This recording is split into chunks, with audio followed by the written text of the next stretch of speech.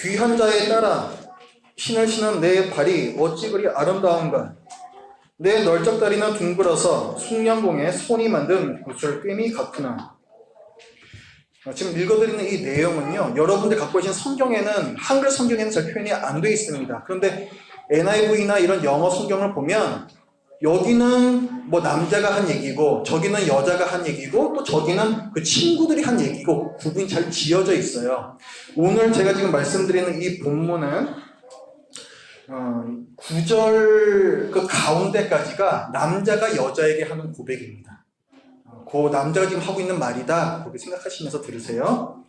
2절 계속 봅니다. 배꼽은 섞은 포도주를 가득히 부은 둥근 장 같고 허리는 백합화로 두른 밀당 같구나.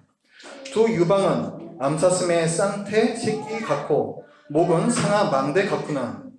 눈은 헤스본 바드라빔 문 곁에 있는 연못 같고 코는 다메섹을 향한 레바논 망대 같구나. 머리는 갈멜산 같고 드리운 머리털은 자줏빛이 있으니 왕이 그 머리카락에 매이었구나. 사랑아, 네가 어찌 그리 아름다운지 어찌 그리 화창한지 즐겁게 하는구나.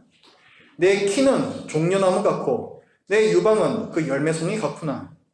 내가 말하기를 종려나무에 올라가서 그 가지를 잡으리라 하였나니 내 유방은 포도송이 같고 내 콧김은 사과 냄새 같고 내 입은 좋은 포도주 같을 것이니라. 그 다음에 이제 여자가 얘기합니다. 여자가 화답하는 거예요. 이 포도주는 내 사랑하는 자를 위하여 미끄럽게 흘러내려서 자는 자의 입을 움직이게 하느니라. 나는 내 사랑하는 자에게 속하였도다. 그가 나를 사모하는구나. 아멘. 이 중에는 연애 결혼을 하신 분들이 많을 거라고 생각을 합니다. 우리가 사랑에 빠지면 좀 유치해지죠. 연애하던 시절에 이 손편지를 밤새워 고쳐 쓰고 또 고쳐 썼던 그런 기억이 아마 여러분들은 있으실 겁니다. 그리고 그 다음날 아침에 그 편지를 다시 읽어보면 너무 유치해서 차마 보내지 못했다. 그런 기억들이 우리에게는 다 있어요.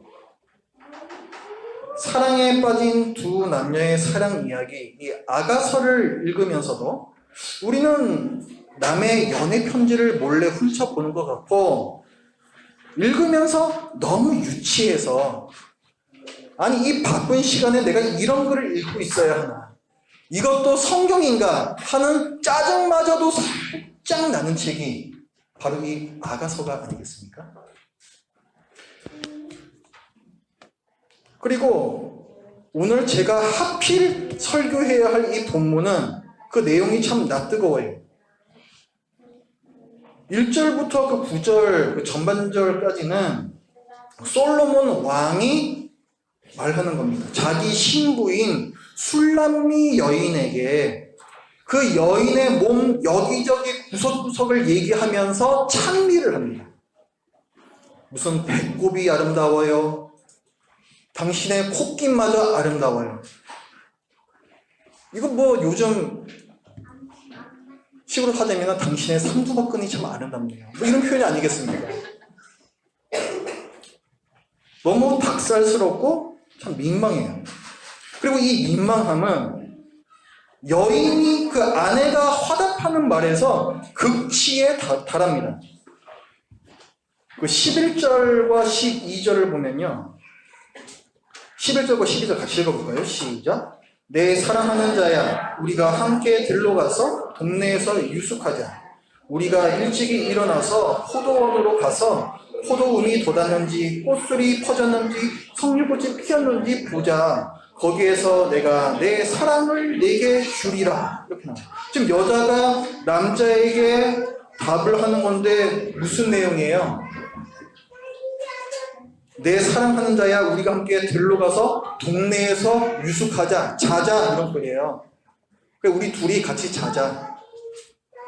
그 밑에 12절도 마찬가지죠. 포도원에 가자, 뭐 가서 꽃이 피었는지 보자고 하면서 거기에서 내가 내 사랑을 내게 주리라. 같이 자자는 얘기예요. 13절에도 보면요, 합한채가 향기를 뿜어내고 이런 표현이 나오죠. 합한채가 이게 뭐냐면은, 여러분들 그 레아하고 라헬하고 서로 그 야곱의 아기를 낳기 위해서 투쟁했던 거 알고 계시죠? 그때 레아하고 라헬이요, 이 합한채 하나를 가지고 야곱과 하룻밤 잘 것을 거래를 하는 것이 성경에 있습니다. 합한채가 뭐냐면은 임신에 특효가 있다라고 알려졌던 식물이에요. 그러니까 지금 13절에서 합한채가 향기를 뿜어내고 있구나라고 여자가 얘기하는 건 뭐예요? 당신의 아기를 가지고 싶어요, 이 얘기입니다. 솔로몬 왕의 얘기도 그렇고 이 여인의 얘기도 그렇고 되게 야하죠. 되게 야한 거예요. 아니, 거룩한 성경에 어떻게 이런 야한 글이 다 있냐? 저는 이번 주에 이 아가서를 묵상하면서 가장 많이 생각했던 게 바로 그겁니다. 저기 이렇게 야한 게 성경에 있지? 여러분, 성경에서 육체의 아름다움을 이야기하고 성생활에 대해서 말하는 것이 잘못입니까?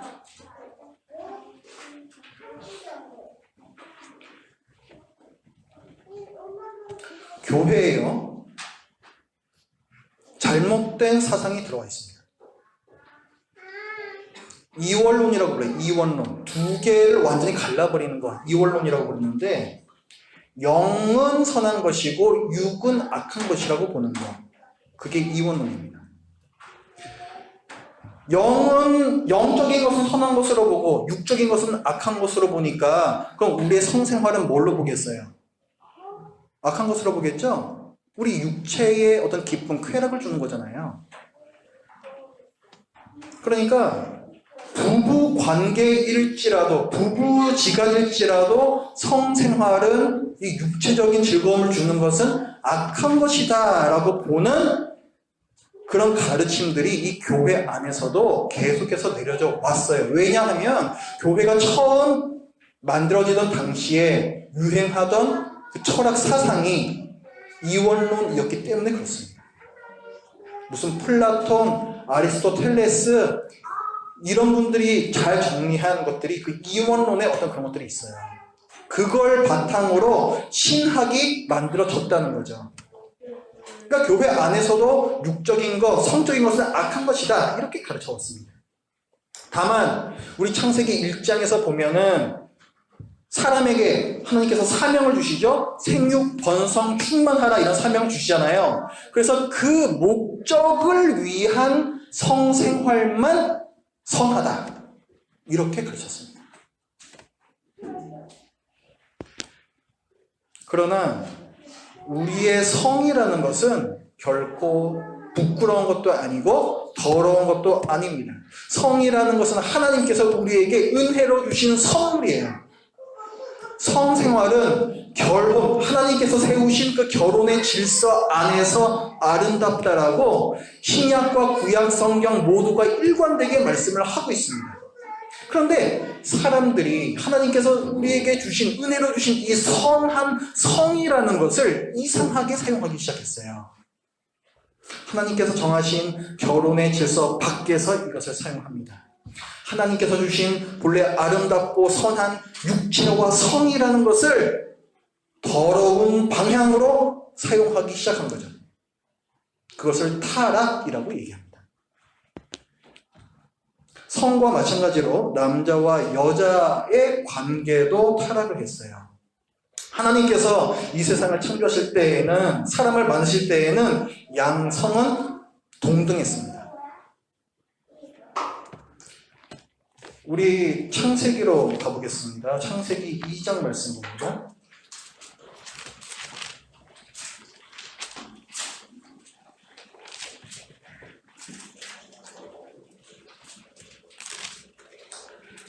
자, 창세기 2장. 자, 하나님께서 남자와 여자를 창조를 하시는데, 하나님께서 만드신 여자를 보면서, 하와를 보면서 아담이 뭐라고 얘기합니까? 2장 23절 같이 읽습니다. 시작.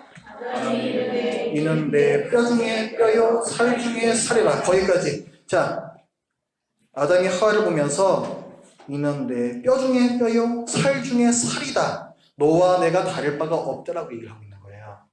동등성이죠. 그 다음 그 위에 20절도 말씀 한번 보세요. 20절. 하나님께서 아담을 보시면서 뭐라고 생각하셨는가? 아담이 모든 가축과 궁중의 새와 들의 모든 짐승에게 이름을 주니라. 아담이 다 이름 짓는 일을 했잖아요. 그런데 그 다음에 아담이 돕는 배필이 없으므로 하나님께서 여자를 만드셨다. 이렇게 나오거든요. 뭐가 없었다고요? 아담에게? 돕는 배필이 없었다. 이 돕는다라는 단어는 원어로 에제르라고 해요. 에제르. 에제르. 이 에제르라는 단어는 사실 여러분이 잘 아시는 단어예요. 여러분 에벤 에셀 하나님 들어보셨죠? 에벤 에셀 할 때 그 에셀이 에제르입니다. 그게 언제 나오는 단어냐면은 사무엘상 7장에 보면은 당시 사사였던 사무엘이 블레셋하고 전쟁을 해서 이깁니다. 그리고 그것을 감사하면서 사무엘이 제단을 쌓고 이름을 붙여요. 에벤 에셀이라고 이름을 붙입니다. 여호와께서 나를 도우셨다. 도우심. 에제르. 여기 나오는 거예요. 어떻습니까? 그러면은 하나님께서 사무엘을 도와 전쟁에 승리하셨다라고 한다면 그럼 하나님은 사무엘의 어떤 그 밑급에 있는 그런 존재인가요? 하나님이 사무엘의 비서입니까? 하나님이 사무엘의 종인가요? 아니죠. 절대 그런 의미가 에제르 안에는 들어있지 않아요. 그러니까 우리가 아까 창세기 2장에서 봤던 하나님께서 아담을 돕는 배필로서 하와를 지었다고 할 때에는 그 안에는 결코 여성이 남성의 부수적이고 보조적인 존재다라는 의미가 있다 없다? 없다는 거예요. 우리는 돕는다 하면 뭔가 조수를 생각을 하고 뭔가 좀 하찮은 존재라고 생각하잖아요. 아니라는 거예요. 또 창세기 2장 24절 말씀을 보면요. 24절 같이 읽죠. 시작. 이러므로 남자가 부모를 떠나 그의 아내와 합하여 둘이 한 몸을 이룰지로다. 아멘. 둘이 합해서 한 몸을 이루라고 말씀하시는데 합한다란 말은 연합한다란 말이에요. 연합은 어디 나오는 거냐면은 삼위일체 하나님의 연합하고 관련이 있습니다. 성부, 성자, 성령 하나님께서 연합해 계세요. 성부, 성자, 성령님 이 하나님은 동등한 하나님이십니다. 성자 하나님이라고 해서 성부 하나님보다 열등한 존재가 아니에요. 성령 하나님이라 해서 성자 하나님이나 성부 하나님보다 열등한 존재가 아닙니다. 본질적으로 같은 분이에요. 동질의 하나님이라고 얘기를 합니다. 어떤 우열을 가릴 수 없는, 구별은 되나 삼위로 구별은 되나 그러나 그 간에는 우열이 없다는 거예요. 그것이 서로가 서로에게 내어주고 또 서로가 서로를 돕는, 서로가 협력하는 이 관계가 삼위일체의 연합의 관계거든요. 그 연합의 의미가 지금 남자와 여자가 합하는 거기서 나타난다고요. 그러니까 결혼이라는 것은 뭐냐면은 결혼함으로 인하여서 누가 누구의 아래로 들어가고 이런 누가 누구의 그 위에서 뭔가를 지시하고 이런 것이 아닌 동등한 두 존재가 만나서 서로가 서로에게 자발적으로 헌신하는 그런 관계가 바로 이 둘이 합하여 한 몸이 되는 관계예요. 둘이 있으면 두 몸이지 왜 한 몸이라고 얘기해요. 삼위일체 하나님에서 그 개념을 좀 갖고 오는 거라고요. 어떻습니까? 창조 때의 양성은 남성과 여성, 여성과 남성은 동등한 관계였다는 걸 우리가 알 수가 있죠. 그런데 아담과 하와가 하나님께서 금하신 나무의 열매를 따먹죠. 그 죄를 범함으로 말미암아서 그 동등했던 관계가 깨어집니다. 그 관계가 타락을 해요. 창세기 3장 창세기 3장 16절을 보세요. 아담과 하와가 범죄한 다음에 하나님께서 저주를 내리시죠. 여기저기에 저주를 내리세요. 아담과 하와에게 내리신 저주 중에 하나가 뭐가 있는가? 3장 16절 말씀의 중간에서부터 보면은 여자에게 이르시되 중간에 너는 남편을 원하고 남편은 너를 다스릴 것이니라 이렇게 나오죠. 이게 지금 축복의 맥락 가운데 있는 겁니까? 저주의 맥락 가운데 있는 겁니까? 그 앞뒤 말씀을 보면은 다 저주받고 있는 그 맥락 가운데 있는 거예요. 저주의 맥락 가운데 있는 겁니다.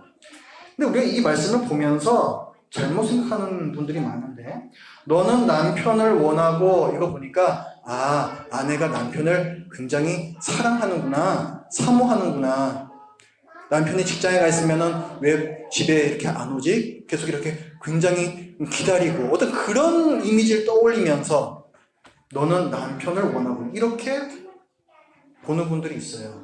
이건 그런 뜻이 아니에요. 그 다음에 뭐라고 나오냐면 남편은 너를 다스릴 것이니라 이렇게 나오죠.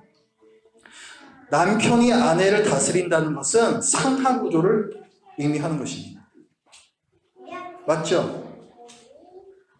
다스리는 자가 남자가 남편이 아내를 다스리는 이 저주의 질서가 시작이 되는데 거기서 끝나는 것이 아니라 너는 남편을 원할 것이니라. 그 남편의 다스리는 자리를 아내 역시 원할 것이라는 거예요. 아내도 내가 남편을 다스리고 싶어 이렇게 생각을 한다는 것입니다.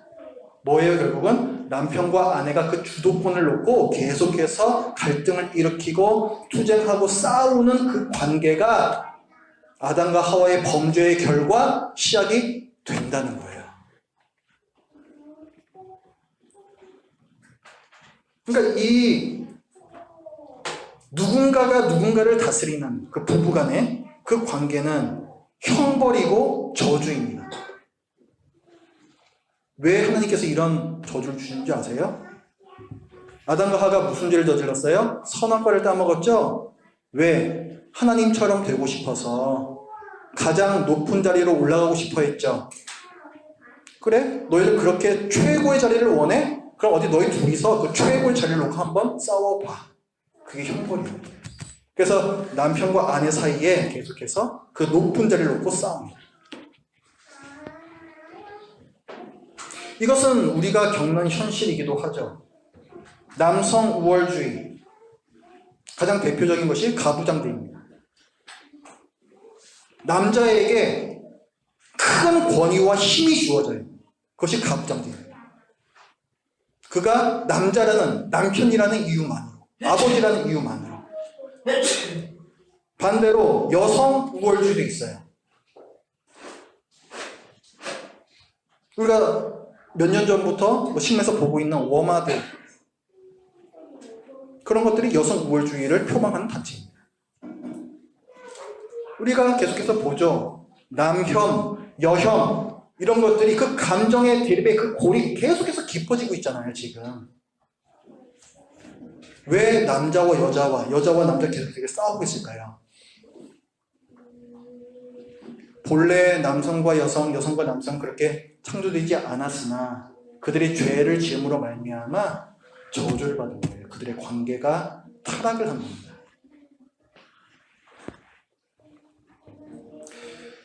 그리고 이 타락하고 왜곡된 이 양성 간의 관계는 성차별, 특히나 여성에 대한 차별로서 역사적으로 계속 이어져 왔습니다. 누구는 남자이고 누구는 여자라는 그 이유만으로 가정에서, 사회에서 또 교회에서 다른 기회와 다른 대우를 받아요. 이 모든 것이 아까 우리가 봤던 3장 16절 남자가 여자를 다스릴 것이고 여자는 그 자리를 원할 것이다라는 바로 그 저주의 질서 때문에 일어나고 있는 일들입니다. 그런데 오늘 본문은 그 저주의 질서를 뒤집어요. 아가서 우리 오늘 본문 7장으로 다시 가보시죠.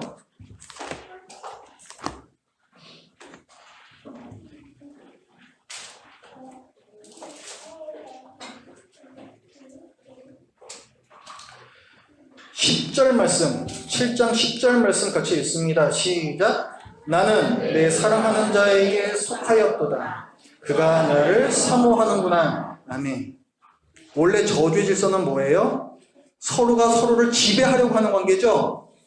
서로가 서로에게 종속되지 않으려고 하는 관계죠. 근데 지금 10절에서 뭘 얘기해요? 나는 내 사랑하는 자에게 속하였도다. 자발적인 헌신을 얘기합니다. 그가 나를 사모하는구나. 둘 간의 갈등과 투쟁이 아닌 사랑을 얘기를 해요.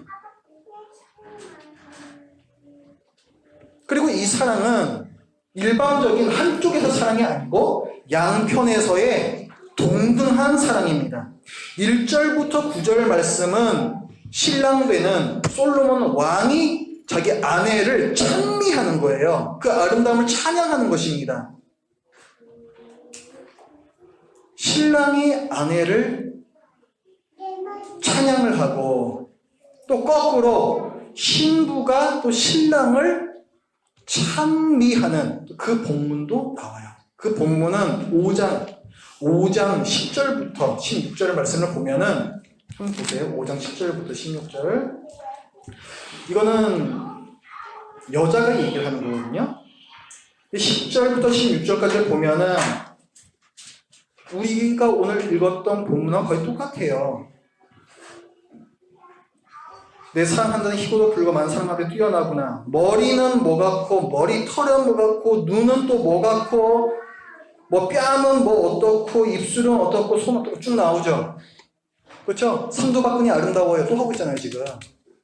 이건 거꾸로 이번에는 이쪽에서 이쪽에 대해서 그렇게 얘기를 하는 거예요. 동등하다는 거죠. 동등하다는 거예요. 누가 상대방을 그냥 일방적으로 그렇게 높여주는 게 아니라 서로가 서로를 높여주고 있어요.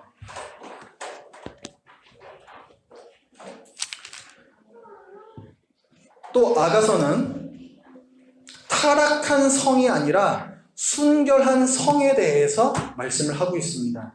4장 말씀을 보세요.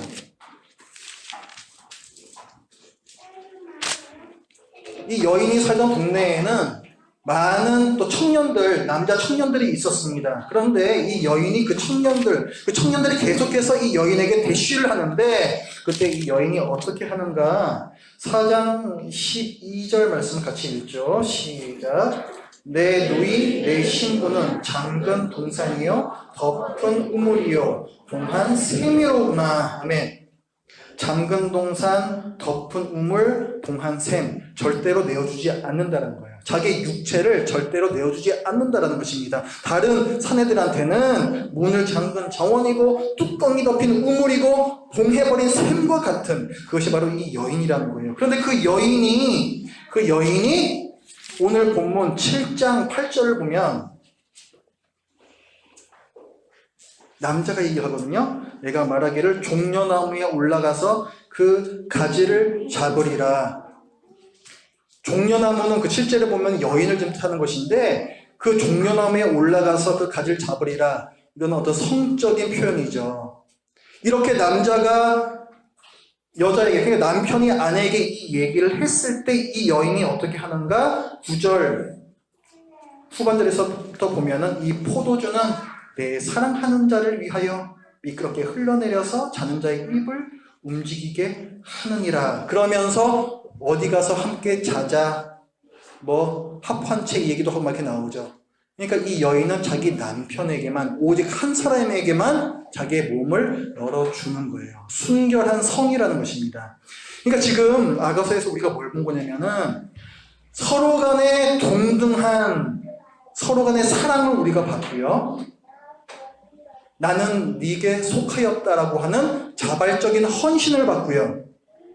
그리고 순결한 성을 받습니다. 결혼관계 안에서의 뭐예요? 이 모든 것들이 다 하나님께서 아담과 하와를 창조하실 때 의도하셨던 바로 그 관계죠. 그러니까 아가서는 타락한 성, 타락한 결혼, 이것이 구속되어지는, 회복되어지는 그것을 얘기를 하고 있는 거예요. 물론 그렇다고 해서 지금 우리가 솔로몬 왕과 이 술람미 여인의 어떤 이런 관계를 보면서 저주받았던 결혼, 그리고 저주받았던 이 성의 질서가, 이 왜곡된 질서가 완전히 이제 해방이 된 거구나, 이렇게 생각할 수는 없어요. 열왕기상 11장에 보면은 솔로몬 왕에게는 후궁이 700명이요, 그 첩이 300명이라고 했습니다. 이 술람미 여인은 후궁인지 첩인지는 모르겠으나 그 중에 하나였을 거예요. 하나님께서는 한 남자와 한 여자가 합하여 한 몸을 이루기를 원하십니다. 일부 일처제를 사실은 규정을 하신 거거든요. 하나님께서는. 그러니까 그런 맥락에서 보면은 이 아가서에 나오는 이 두 남녀는 여전히 고대 근동시대 일부 다처제를 흔하게 행했던 이 고대 근동시대의 한계를 벗어나지 못한, 사실은 여전히 뭔가가 왜곡되어 있는 결혼 질서 안에 있습니다. 그러나 아가서는 모형이라 그랬죠. 모형. 이 아가서의 두 남녀는 뭔가 그 당시에도 어떤 파격적인 뭔가를 보여주면서 동시에 먼 미래에 있을 어떤 완전한 또 무언가를 보여주고 있습니다. 그 당시에 파격적인 것은 무엇이 있는가? 고대 근동시대라는 것은, 이 솔로몬 시대라는 것은 여자를 천대하던 시대였습니다. 여자는 사람의 수로 세지도 않던 시대. 그것이 바로 이 고대 근동시대였어요. 이 당시는 여자가 감히 왕의 얼굴을 쳐다봐 있을 수가 없는 시대였습니다.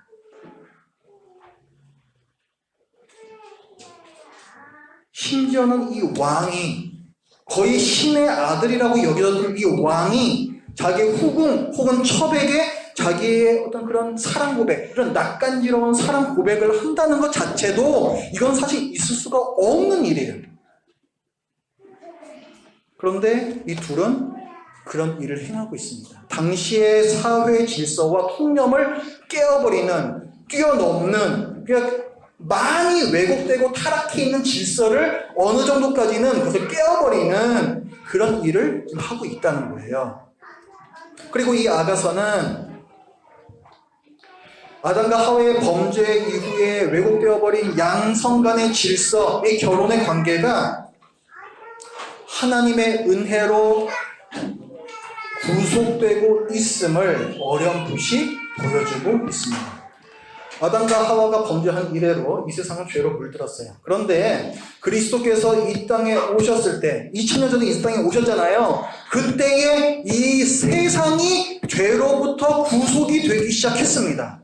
마태복음 12장 28절 말씀 보면 예수님께서 이렇게 말씀하세요. 그 귀신과 병을 내어쫓는 사역을 하시면서 내가 하나님의 성령을 힘입어 귀신을 쫓아내는 것이면 하나님의 나라가 이미 이 땅에 임했느니라, 이렇게 말씀하세요. 예수님께서 이 땅에 2000년 전에 오심으로 말미암아서 하나님의 나라, 천국이라는 것이 이미 이 땅에 임했다는 거예요. 천국이라는 것이 우리가 죽으면 그저 가는 그런 곳이 아니라 예수님께서 이 땅에 2000년 전에 오심으로 이미 그 천국이, 하나님의 나라가 이 땅에 시작이 됐다는 거예요. 다만 아직 완성이 되지 않은 거죠. 그리고 교회는 하늘과 땅의 접점이라고 보시면 됩니다. 이 교회는 이 땅에 이미 임한 하나님의 나라를, 그 하나님의 나라는 뭐예요? 원칙적으로는 죄에서 구속된 그런 나라거든요.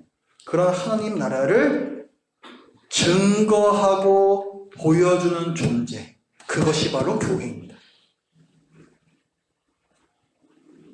교회에서의 이 모습이 세상에서의 모습하고 다르다는 거예요. 이미 이 땅에 임하는 하나님의 나라를 먼저 보여줘야 하는 것이 바로 이 교회라는 것입니다.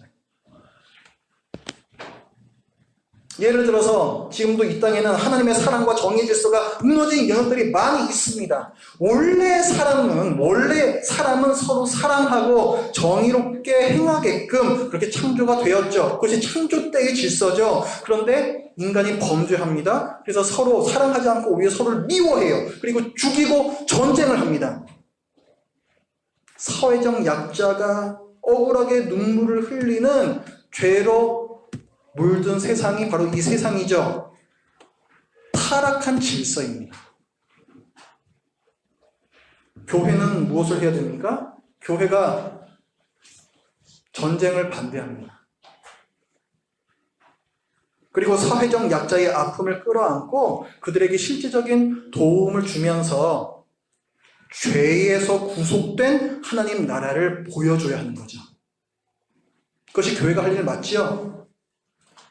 사회에 불의가 행해지든 행위 안 하고 전쟁이 나든 상관 안 하고 그것이 교회입니까? 그렇게 교회가 가만히 있으면 되는 거예요? 아니잖아요.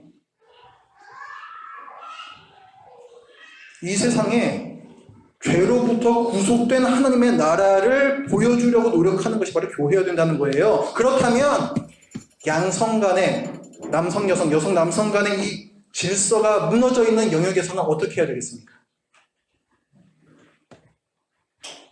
창조 때는 어땠어요? 본래 남자와 여자는 삼위일체 하나님의 형상으로서 동등하게 서로 돕고 서로 사랑하게끔 창조가 되었습니다. 그것이 창조의 질서였고, 그런데 인간이 범죄함으로 말미암아 남성과 여성이 서로 지배권을 놓고 투쟁하는 타락한 세상이 되었죠. 타락한 질서입니다.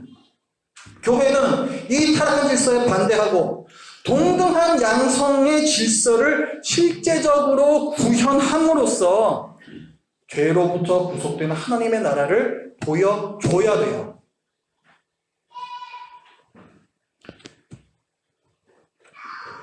여러분의 가정에서는 어떤 질서가 나타나야 되겠습니까? 여러분 지금 에베소서 5장 아까 우리 같이 봤죠? 에베소서 5장 22절부터 25절까지 우리 교독할게요. 제가 먼저 22절을 읽습니다. 아내들이여 자기 남편에게 복종하기를 주께 하듯 하라.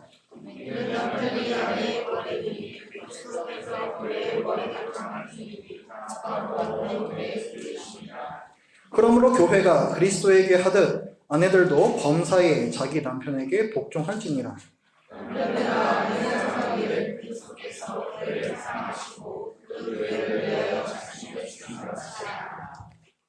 아내는 뭐 하래요?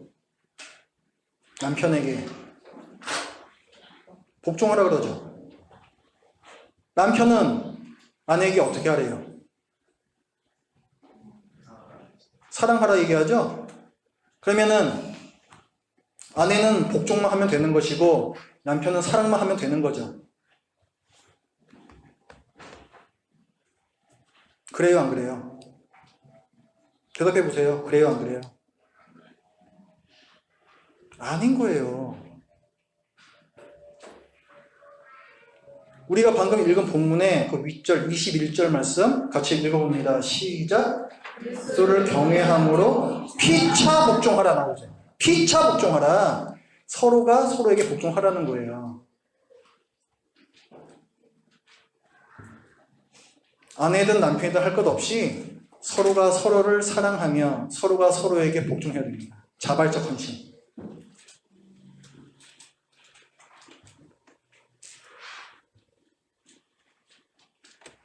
대등한 관계예요. 대등한 관계. 피차 투쟁하지 않습니다. 피차 사랑해요. 그리고 서로 자기가 머리가 되려 하지 않고 피차 자발적으로 복종합니다. 이런 질서는 뭐예요? 아까 창세기 3장 16절 남자는 너를 다스리려고 하고 너는 남편을 원할 것이다. 그 저주의 질서를 완전히 뒤집어 버리는 거죠. 그 저주의 질서가 회복된 거예요. 그 질서를 지금 성경에서는 누구에게 요구를 하고 계시는 겁니까? 너희들이 나중에 천국 가면 이렇게 살 거야. 그걸 말씀하고 계시는 거예요. 에베소 교회의 교인들에게 말씀하고 계시잖아요. 이 시대의 교인들, 그리스도인들에게 이렇게 살아내라고 말씀하고 계시는 거예요. 교회는 구속된 하나님의 질서를 드러내 보여줘야 한다라고 말씀을 하고 계시는 거예요.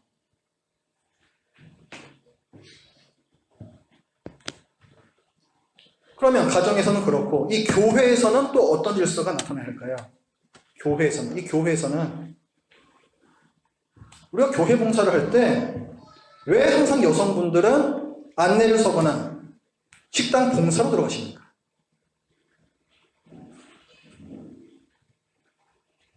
왜 무슨 사역위원장 하는 분들은 대부분 다 남자일까요?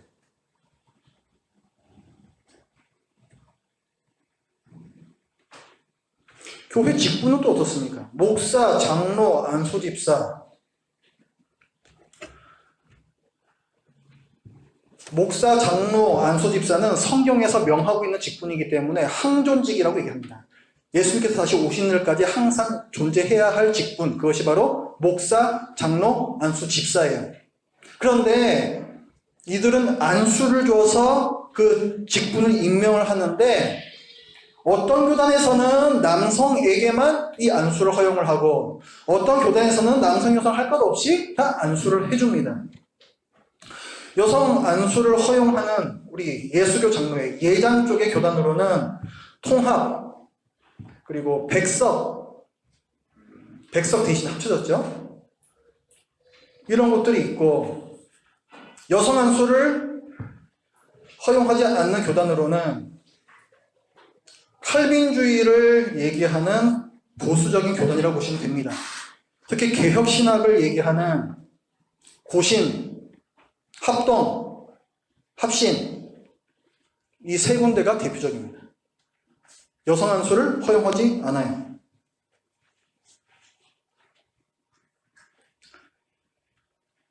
네덜란드에 화란 개혁교회라는 교단이 있습니다. 해방파 교단이라고도 부르고 31조 교단이라고도 부릅니다. 이 교단은요, 우리나라의 가장 보수적인 교단이라 할 수 있는 고신교단의 자매 결연을 맺은 교단이에요. 말이 자매 결연이지 사실은 이 화란 개혁교회 교단이 개혁 신학의 원조입니다. 그리고 우리나라의 이 개혁 신학에 들어올 때 이 화란 개혁 교회 이 교단에서 정말 물질적으로 또 신학적으로 많은 도움을 줬어요. 근데 그런 교단에서 정말 그 정통 칼빈주의의 대표 중의 대표요 개혁신학의 뿌리라고 할 수 있는 이 교단에서 여성 안수를 재작년에 허용을 했습니다. 이 교단에 어떤 분들이 있냐면은 아브라함 카이퍼, 헤르만 바빙크, 스킬더 정말 이 개혁신학을 하는 분들은 결코 빼놓을 수 없고 정말로 넘어가야만 하는 그런 어떤 거목들이 다 이 교단 안에 계신 분들이에요. 그런데 그 교단에서 여성 안수를 재작년에 허용을 했어요. 정말 그 몇 년간의 치열한 연구와 토론 끝에 허용을 했습니다. 그러니까 이분들과 자매 결연을 맺고 있었던 이 고신교단에서 굉장히 당황을 했어요. 우리는 지금까지의 그들이 전해줬던 그 신학대로 여성 안수는 허락할 수 없다라고 가르쳤었는데 갑자기 이쪽에서 뒤집어 버리니까 당황이 되죠. 그래서 그 네덜란드 화란 교단과 자매 결연을 끊어야 된다라는 말까지 고신 측에서 나왔었습니다. 그러다가 작년에 고신 총회에서 그런 그 화란 개혁 교단에서 왜 그런 결정을 내렸는지 그들의 신학적인 연구를 검토해 보자 라고 그냥 한 걸음 물러섰어요. 고신에서.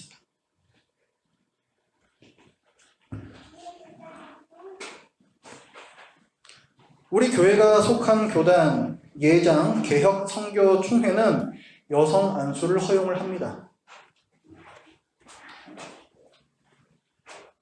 우리 교회가 올해 가을 혹은 초겨울 정도에 이제 안수 집사를 뽑을 텐데요. 그때는 남성과 여성 모두가 안수 집사가 될 수가 있습니다.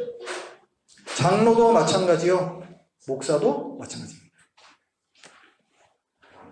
이런 결정은요, 단순하게 요즘 페미니즘이 어때서 여성들의 목소리가 사회적으로 점점 커져가고 있으니까 그런 시대의 조류에 편승한 그런 결정이 아니에요. 이것은 성경 말씀에 대한 정직한 연구와 그 치열한 연구 끝의 결과를 근간으로 내어진 결론입니다. 물론 여성 안수를 반대하는 측에서도 성경적인 근거를 갖고 얘기를 해요. 성경을 보면은 여자의 머리가 남자다. 또 성경은 여자가 가르치는 것과 남자를 주관하는 것을 허락하지 않는다. 이런 말씀들이 나와요. 또 안수 집사를 세울 때에는 항상 한 아내의 남편을 얘기를 합니다. 남자만 그 대상이 된다라고 읽히는 거죠. 그런 걸 보면 또 그들의 말이 맞는 것 같기도 해요. 그러니까 이 여성 안수를 허용하는 측과 허용하지 않는 측과 양측 모두가 완전히 깔끔하게 정리가 되지는 않은 것은 사실입니다. 이런 어떤 그런 애매한 말씀들, 거기에 대한 자세한 논의는 조금만 좀 기다려 주세요. 올해 가을에 또 우리 교회에서 성경학교 할 거예요. 기독교와 페미니즘 2를 하겠습니다. 작년에 기독교와 페미니즘 1을 했었죠? 이번 가을에는 2를 할 거예요. 이번 가을에는 이런 말씀을 신학적으로, 성경적으로 어떻게 봐야 할 것인가, 그거를 얘기할 겁니다. 그건 그때 가서 얘기할 거고, 지금 시점에서 우리가 기억해야 할 성경의 진리는 뭐냐면, 첫 번째, 누가 누구를 다스릴 것이냐, 이걸 놓고 남자와 여자가 다투는 것은 죄의 형벌이요 저주의 질서라는 것. 두 번째, 예수 그리스도께서 이 땅에 오심으로 이 세상을 죄로부터 구속하시기 시작했다. 그래서 이 땅에서 하나님 나라가 이미 시작이 되었다. 이게 두 번째. 셋째, 이 땅의 교회는 죄에서 구속된 하나님 나라를 이 세상에 증거하고 보여주려고 최대한 노력할 의무가 있다. 이 세 가지는 우리가 분명히 기억을 해야 됩니다. 그렇기 때문에 우리는 성 역할을 고정시키면 안 돼요. 나는 남자니까 이런 일을 하는 거고 너는 여자니까 난 이런 일을 하는 것이고, 잘못된 것입니다. 교회에서, 예를 들어서 교회에서 아이들을 챙기고 함께 놀아줘요. 누가 해야 되겠습니까? 여러분, 환경을 보존하자는 그 좋은 취지에서 숟가락, 젓가락, 컵 이런 거 챙겨오셨죠? 오늘 아침에 그거 누가 챙기셨습니까?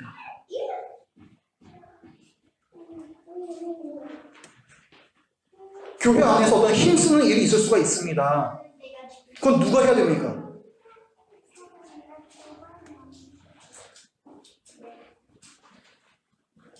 이 모든 수없이 많은 질문을 제가 드릴 수 있을 거예요. 그런데 이런 모든 질문에 남자요 혹은 여자요 라고 대답하신다면 여러분들은 아직도 그 저주의 질서 가운데 얽매여 계시는 거예요. 잘못됐다는 거죠. 에이, 그런 건 남자가 하는 일이죠. 에이, 그건 여자가 하는 일이죠. 그런 거는 말도 꺼내지 마시고 생각조차도 하지 마십시오. 여러분은 구원받은 하나님의 백성이잖아요. 그런데 왜 구원받지 않은 백성으로 사십니까? 가정에서도 마찬가지예요. 물론 현실적인 어떤 분담은 필요합니다. 그렇잖아요. 현실적인 분담까지 없을 수가 있나요? 그것이 필요하지만 그것을 분담하는 과정에서 성 역할을 고정시키시면 안 돼요. 그리고 그렇게 성 역할을 고정시켜 버리면은 경제활동과 사회활동의 그 기회를 박탈당한 사람도 힘들고 또 그 역할을 계속 해야만 하는 그 사람도 힘들어요. 다 힘든 거예요. 다 힘들어요. 양쪽이. 그 다음에 또 한 가지, 여러분은 성 역할을 고정시키는 사회의 구조적 문제를 해결하기 위해서 노력을 하셔야 됩니다. 우리들이 보통 보면요, 부부간에 누군가 한 사람은 집에 있어야 한다고 하면 보통 누가 그 집에 눌러 앉습니까? 남자예요, 여자예요? 보통은 여자.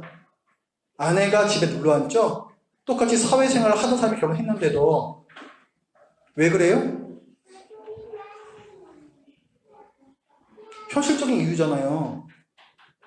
내가 그만두는 게 낫겠냐? 네가 그만두는 게 낫겠냐? 누가 그만둬야 되겠냐? 누가 출근을 해야 더 많이 벌어오겠냐? 이거잖아요. 그게 중요한 기준이죠? 보통 사회에서 동일 직급에 있어서도 남성과 여성 간의 임금 차이가 납니다. 몇 년 전 통계에 따르면은 동일 직급에서 여성의 임금이 남성의 그것보다 70%밖에 안 돼요. 경력도 똑같은데. 그러니까 누군가가 집에 눌러 앉아야 한다라고 하면은 누가 눌러 앉겠어요? 그러니까 아내가 눌러 앉는 거예요. 그건 뭐의 문제예요? 사회 구조의 문제인 거예요, 그거는. 그 회사가 잘못하는 것이고, 사회의 어떤 통념이 잘못된 것이고, 그걸 고치기 위해서 그리스도인들이 노력을 해야 되는 겁니다. 맞벌이 가정에 어려움은 뭐예요? 이 아이들을 내가 퇴근해서 올 때까지 봐줄 사람이 없어요. 국가에서 그걸 지원해 준다라고는 하지만 여전히 그것은 부족합니다. 그것을 더욱더 개선시키기 위해서도 우리는 노력을 해야 됩니다. 어쩌면 여기 계신 어떤 분들께는 제가 드리는 이런 얘기가 좀 불편할 수가 있겠습니다. 이것을 하기 위해서는 내가 누리고 있는 뭔가를 포기해야 되고 또 뭔가를 변화시키기 위해서 내가 적극적으로 노력을 해야 되기 때문에 그렇죠. 여러분은 이 교회에 왜 오셨습니까? 그 수많은 교회 중에서 이 교회에 왜 오셨어요? 여러분은 누군가의 욕심과 기득권으로 물들어버린 그런 타락한 교회가 싫어서 성경적인 교회를 찾아서 이곳에 오신 거죠. 성경적인 교회가 되려면 여러분이 성경적인 사람이 되어야만 합니다. 교회는 믿는 사람들의 모임이기 때문에 믿는 자가 성경적이 되지 않는데 교회만 성경적이 될 수는 없는 거예요. 여러분은 아무것도 하지 않으면서 이 교회가 어떤 시스템을 뭔가 잘 갖추고 있으면은 성경적인 교회가 될 것이다. 건강한 교회가 될 것이다. 말도 안 되는 얘기입니다. 시스템이라는 것은 그것을 도와줄 수는 있을 거예요. 하지만 그것은 본질이 아닙니다. 그야말로 보조적인 역할을 할 뿐이에요. 가장 중요한 것은 여러분 한 분 한 분이 직장에서, 가정에서, 교회에서 성경적인 질서대로 살기 위해서 노력을 하시는 거예요. 여러분의 욕심과 기득권을 내려놓고 그렇게 살도록 노력을 하셔야 됩니다. 그것이 여러분이 원하는 성경적인 교회를 다니실 수 있는 방법이에요. 제가 혼자 잘해서 되는 것도 아니고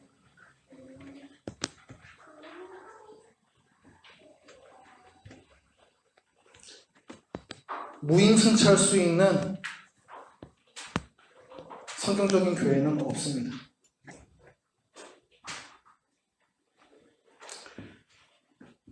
아가서는요, 왜곡된 관계로부터 회복된 관계를 얘기합니다. 그리고 그 회복된 관계로 말미암아 아름다운 서로 간의 사랑이 회복되었음을 노래하는 그야말로 아름다운 노래, 그것이 바로 아가서입니다. 여러분이 가정에서 또 교회에서 또 여러분의 일터와 학교에서 이미 이 땅에 임한 하나님의 나라의 그 질서를 드러내려고 부단히 애쓰시고 또 아직 완성되지 않은 하나님의 나라를 완성시키실 예수 그리스도의 그 재림을 기대하시면서 아름다운 노래가 여러분의 입술에서 불려지는 삶이 되기를 바랍니다. 기도하겠습니다.